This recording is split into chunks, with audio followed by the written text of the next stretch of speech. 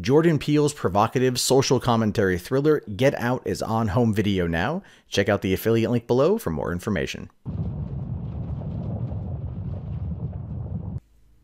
Hey, what's going on, everyone? My name is Matt Jarbo. This is the Mundane Matt channel. And look, people out there, we can't help who we fall in love with. You know what I mean? Like, there are times in our lives where we might meet someone and have an instant connection, and that instant, I want to marry you, I want to be with you forever. There's times in adolescents' lives where they look at celebrities who are very attractive or rock stars, and they're like, I love you, baby. You know, I mean, look at all the groupies that travel around with One Direction, right? I mean, even myself, when I was a teenager, I was completely head over heels enamored with Alicia Silverstone, you know? And I get it. It was like a puppy crush. It was puppy love, whatever, when I was a teenager. But I grew out of that. I grew out of that, you know. And if I met Alicia Silverstone today, I wouldn't like crumble at her feet and declare my undying love and wish to marry her. I would be like, hey, nice to meet you. Really liked Clueless.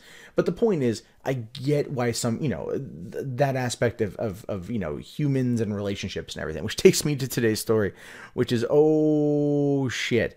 All right, so a woman by the name of Carol Santa Fe, not her birth name, by the way, not her birth name, 45 years old, from San Diego, California, so my old stomping ground, has given an interview where she admits that for the past 36 years, she has been in love with the Santa Fe train station in downtown San Diego. This train station is just a little bit adjacent of Gaslamp. It's right there in the heart of downtown, right next to Seaport Village. It's a great located train station in order to get around all of the beauty and splendor of that particular city. And she herself has been just completely in love with it since she was 9. And she takes a 45-minute bus ride every single day to come and see the station. She goes at night. So it's less creepy that way. But she goes at night to go see her love. Her love that she has named Daedra. Yep, Daedra. I bet you anything, if people were to ask the right question, they could probably get Carol here to openly admit she plays a lot of the Elder Scrolls. Now, she said that in 2011 is when her and Daedra started their romantic relationship. In fact, they don't actually have sex with each other there, but in mind and spirit, she has sex with Daedra while she's at her home. And when she's at the train station, she has a little spot she likes to go where the walls kind of hit a V, and she can get in there and hug it and kiss it. And she feels that Daedra is returning the love at that moment in time. And so in 2015, so 2 years ago, her and Daedra tied the knot. Not entirely too sure how that situation would work out. So Carol just shows up and it's like, she bring her friends, she bring family. Did her father give her away? Was there a priest with a Bible? I mean, you know, I don't know. I'm like, part of me looks at this as like a severe mental illness, and I also want to mock it because of how stupid it is. But then I also feel like legitimately bad for her. Now, she does say that she tied the knot with the building in around Christmas time of 2015, and they just celebrated their 1 year anniversary last Christmas. She says that she has sex with the building mentally and identifies herself as objectum sexual, which is a person who is sexually attracted to inanimate objects and structures. So I guess, like, does she got like a suction dildo or something? Like, that's an inanimate object.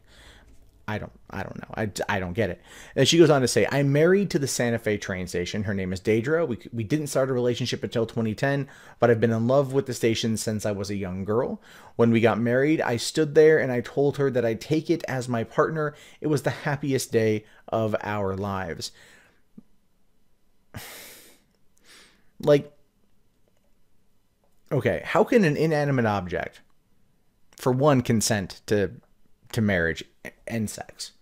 I kind of feel like, I mean, and this is a bit facetious, and this is meant to be suggested with a bit of humor, but it's entirely possible that Carol is raping Daedra. It's entirely possible, because Daedra cannot consent. So then how does she know? You know, not like in California, affirmative consent is a thing. Every 10 seconds, you know, Technically, Carol has to stop every 10 seconds from kissing the wall. Is this okay? I don't hear anything. Silent is consent under the law. You know what I mean? Like that kind of thing. God, I feel horrible for making fun of this, but it's just so fucking out there.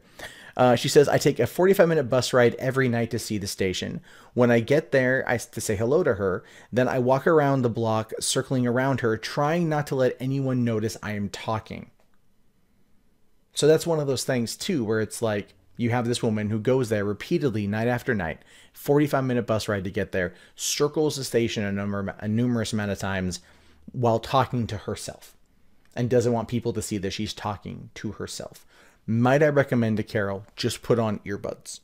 Make it look like you got a little microphone there, like you're having a conversation. No one will look at you crazy.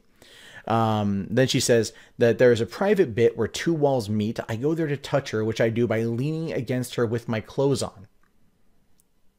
At least she doesn't partake in public nudity.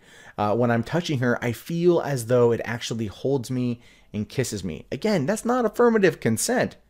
You feel as if this building is touching you, but really you're touching it because it can't move. And if it could move, are you sure that it would want to be with you? I'm just saying, you've been in love with this thing for 36 years, but you've never asked if it's in love with you back. And if you have asked, I bet you it hasn't answered. This keeps going. I don't have physical sex with the station in public. I want to be respectful. Well, that's good. I wouldn't do that with a human in public, so why would I do it in this case? I do have sex with Daedra in my mind when I stand there. Which basically tells me there's some weird... Like, the thing is, you wouldn't even really be able to know if she was doing anything bad. It's right next to Seaport Village. It smells like a bay, like the sea. Pretty sure she's masked scent-wise, so that's something to take into account. 2, why not just go in the bathroom? If it's inside the train station, then it's kind of like you're in Daedra. Just go in the bathroom. Double click. I don't know. Like, I feel bad reading this. Then it goes on to say, okay, I especially like it when I hear the trains rev up their engines. It turns me on. So, oh my God. So you've got that situation. You got the situation where she gets turned on by the sound of the trains, by the trains revving up their engines, the vibrations. And it's just, it's maybe amplified there. And so she's found that connection. So there are ways to look at this relatively psychologically to ask, you know, is there... Well, I think we all can agree that there's relatively something there. I mean, look, I'm making fun of her a little bit. I'm kind of taking the piss out of the situation.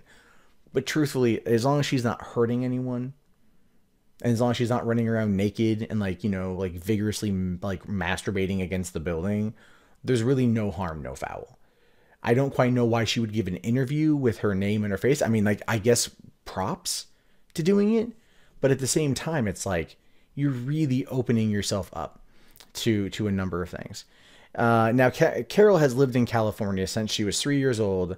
In the train station is the love of her life, despite the fact that she had previously been in a relationship with a man. She says, I loved a human once before. His name was Tom. We were together for 18 months. But it didn't work out, and I felt amazing when I got into a relationship with Daedra because she told that she would never leave me. Because she's an inanimate object and can't operate autonomously, and she'll never actually move.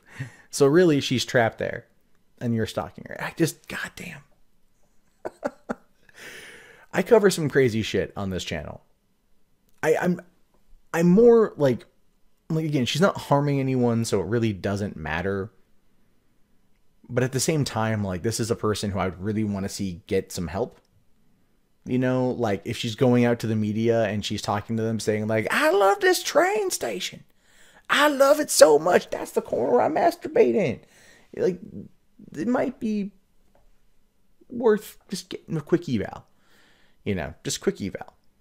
But what do you guys think about this? Do you think that it's entirely possible to love an inanimate object? Do you think that it's entirely possible that the inanimate object could love her back? we live in a weird, crazy world from time to time, and so I'm genuinely curious to get your guys' thoughts. Or do you think because she's not harming anyone, it's really no big deal? And I'm more in that camp than I am anything else. But the fact that she brought it to the public and she's talked about it openly, it's one of those things where you kind of have to go through it to process it, to and you still, you kind of have to laugh at it because it's pretty absurd. But again, she's not hurting anyone, so ultimately it's not a big deal. I don't know. I just found the story was weird. Wanted to share it with you guys.